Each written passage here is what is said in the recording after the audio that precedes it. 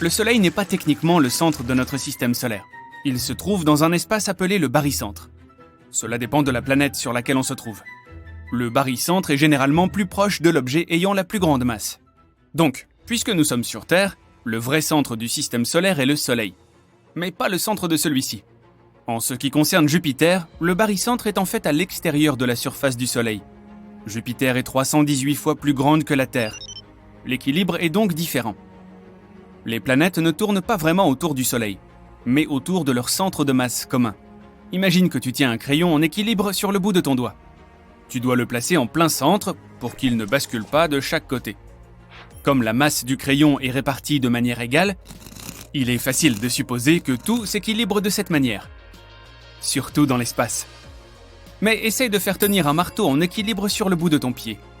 Il y a de fortes chances que tu repartes avec un orteil cassé. Son vrai barycentre est plus proche de la tête du marteau plutôt que du centre réel où tu le tiens. Le barycentre de la Terre et du Soleil est comme ce marteau. Le centre de masse est plus ou moins au centre de l'objet.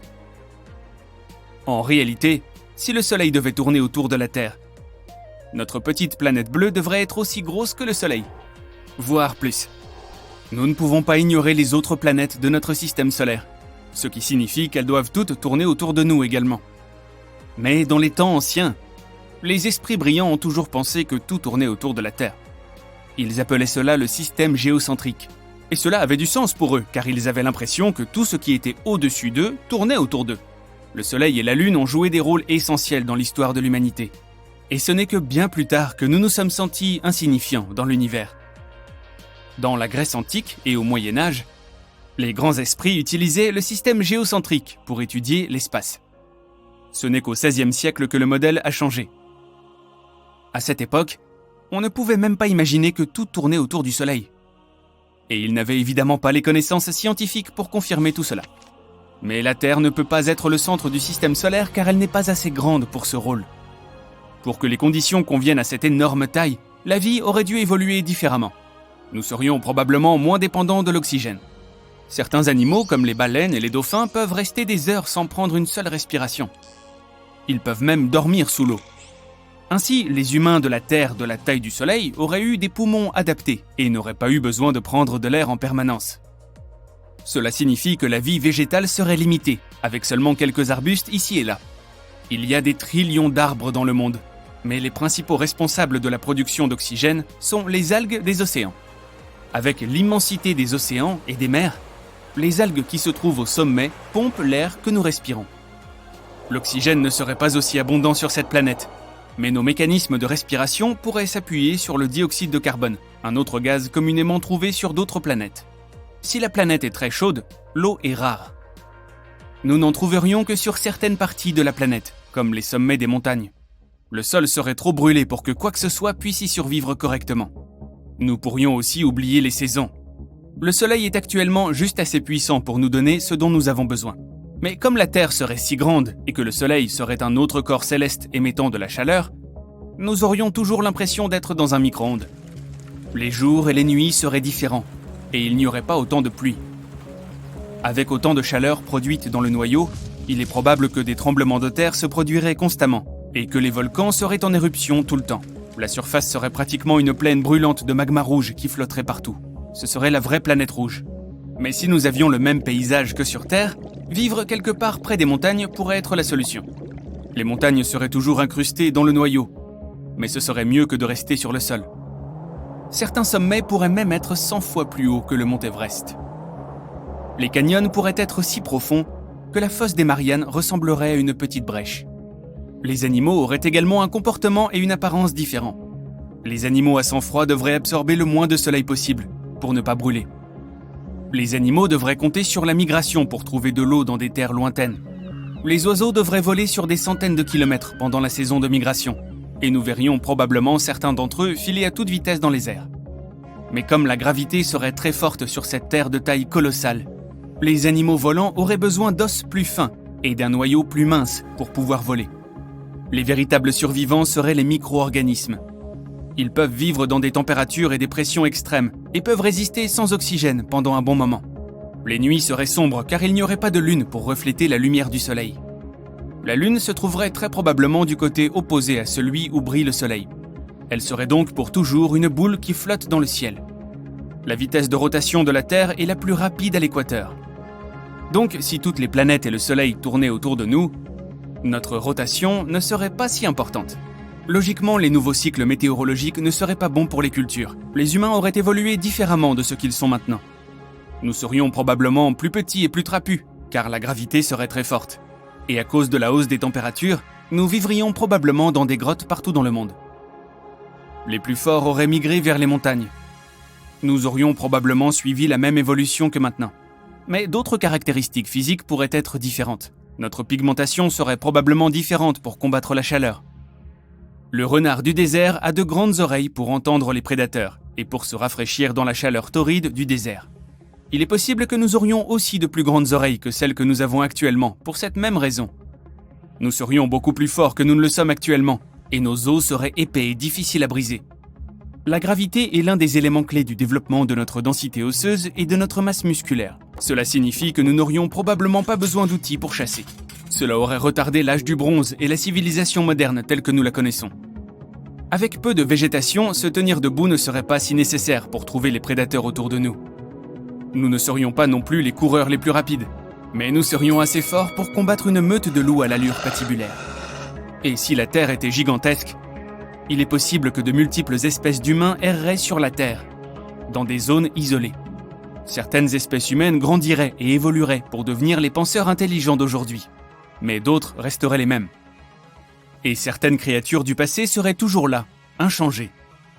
Les requins existeraient depuis l'époque des dinosaures. Ils n'auraient pas eu à changer de forme ou à s'adapter parce qu'ils seraient largement dominants. D'autres animaux seraient restés les mêmes en raison de leur isolement. L'île des Galapagos abrite des animaux uniques, parce qu'ils sont seuls depuis très longtemps. Sans prédateurs propres qui les entourent constamment, ils ne craignent pas les humains.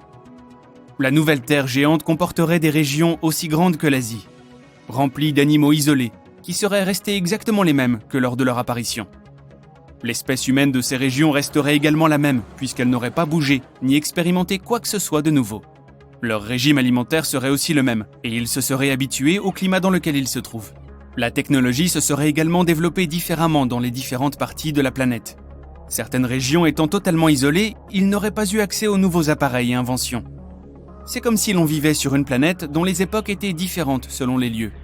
D'autres zones, à l'inverse, seraient si avancées qu'elles pourraient même envoyer des navettes dans l'espace, à la recherche de la vérité et de réponses. Notre gravité est suffisante pour que nous puissions vivre correctement et développer la vie. Mais si nous augmentions notre taille pour atteindre celle de Jupiter, la gravité nous écraserait. Et étant de la taille du Soleil, la Terre ne serait même pas une planète en tant que telle, mais une naine brune qui brûlerait constamment, jusqu'à devenir un nouveau Soleil. Pour l'instant, la Terre est si petite dans notre univers que nous sommes pratiquement comme un grain de sable dans le désert. Au niveau cosmique, nous sommes une contribution insignifiante à cet univers. Que se passerait-il si notre planète se divisait en deux parties distinctes, l'une entièrement constituée de terre et l'autre d'eau? Pourrions-nous survivre à l'une d'entre elles? Et comment? Eh bien, aujourd'hui, tu as de la chance car je vais répondre à cette brûlante question. Alors, imaginons que notre Terre s'est divisée en deux planètes et qu'elles partagent la même orbite. Appelons ces planètes hypothétiques le rocher et le globe d'eau. Je sais, pas très original.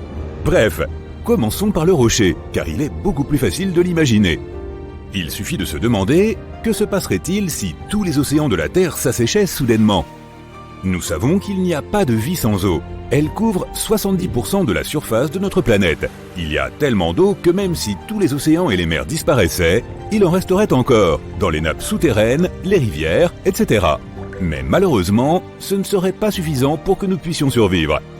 Toutes les créatures marines disparaîtraient. Après un certain temps, tous les autres animaux, les plantes et aussi bien sûr les humains, subiraient le même sort. Les forêts complètement asséchées s'enflammeraient tôt ou tard et brûleraient jusqu'à ce que tout ne soit plus que cendres. Mais bon, ce ne serait peut-être pas si grave. La vie pourrait toujours exister, sous une certaine forme. Certaines bactéries sont encore plus résistantes que les cafards. Elles sont capables de survivre dans les conditions les plus défavorables. Par exemple, les extrémophiles sont déjà en mesure de vivre sans eau. Ces petits gars peuvent survivre dans un environnement incroyablement chaud ou acide, sans eau ni lumière du soleil. Sans eux, notre rocher deviendrait une planète vide et sans vie. Mais qui sait, peut-être qu'un jour les extrémophiles évolueront vers des formes hyper cool qui pourront survivre dans n'importe quel environnement. Mais pour l'instant, notre rocher est juste un rocher flottant en gros. Pardon ? Tu imaginais un désert aride ou une steppe brûlante ? Surprise, surprise. Cette planète est en fait extrêmement froide. Tu vois, sans eau, il n'y aurait pas d'atmosphère. L'atmosphère est constituée d'une concentration de divers gaz, dont l'hydrogène et l'oxygène. Un peu d'H et un peu d'eau. Tu sais sans doute où je veux en venir, n'est-ce pas ? Je le savais. En gros, pas d'eau, pas d'atmosphère. Et comme c'est l'atmosphère qui conserve toute la chaleur dont nous avons besoin, la planète serait très froide sans elle. Le contraste entre les endroits froids et moins froids deviendrait également très net. Tu vois, l'eau est essentiellement un stabilisateur de climat. Les océans absorbent presque toute la chaleur que nous envoie notre Soleil. Ils la répartissent uniformément sur la Terre et ainsi, celle-ci n'est ni trop chaude ni trop froide. Donc, sans eau, le rocher se transformerait progressivement en un désert froid. La température moyenne sur cette planète serait d'environ moins 73 degrés Celsius.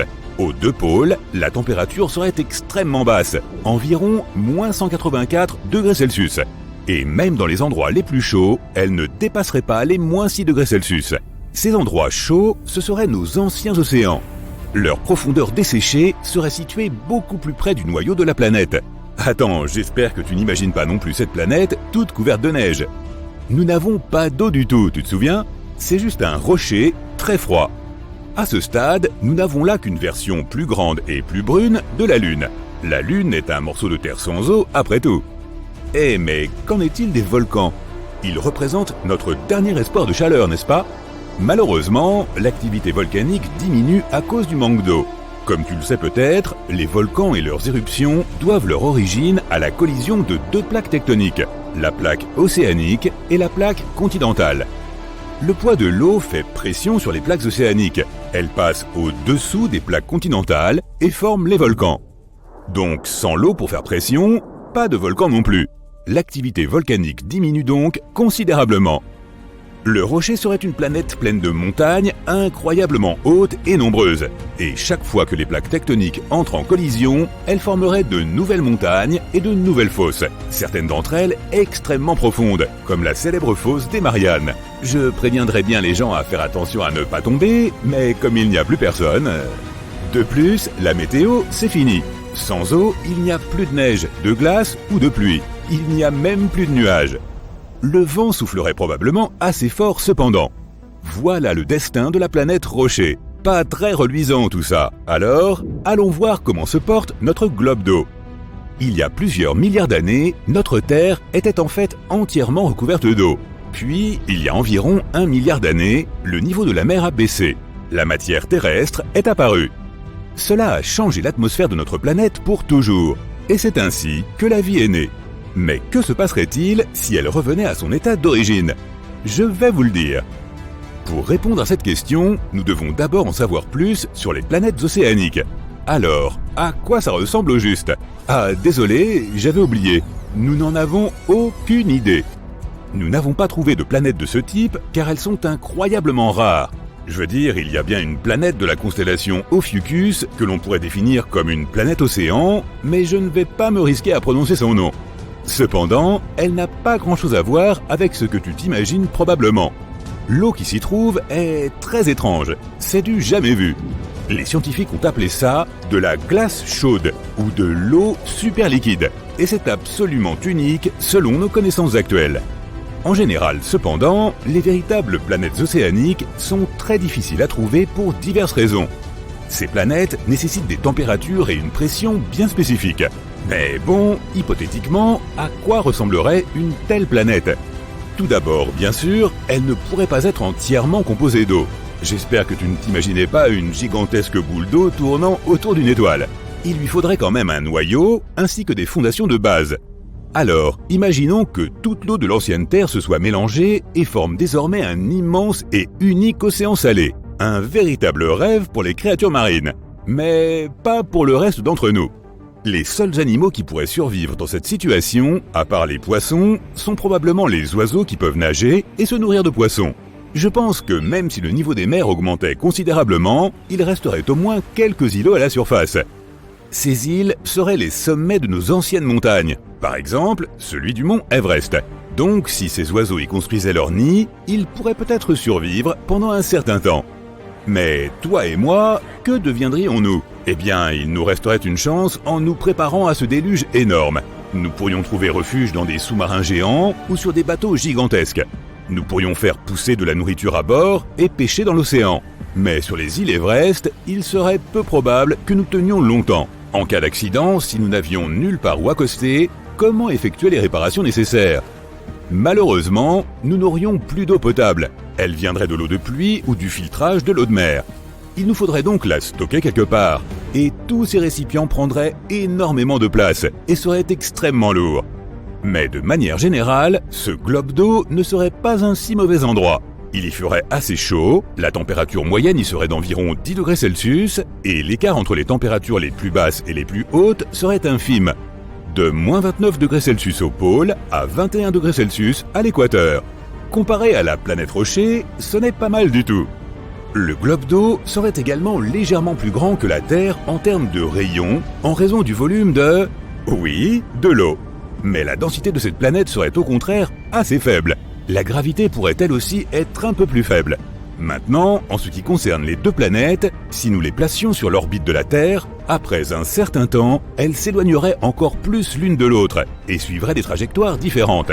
Elles s'aligneraient pour ne pas entrer en collision l'une avec l'autre. Sur l'une d'elles, l'année durerait 12 mois et sur l'autre, 10 ou 11. Et c'est à peu près tout.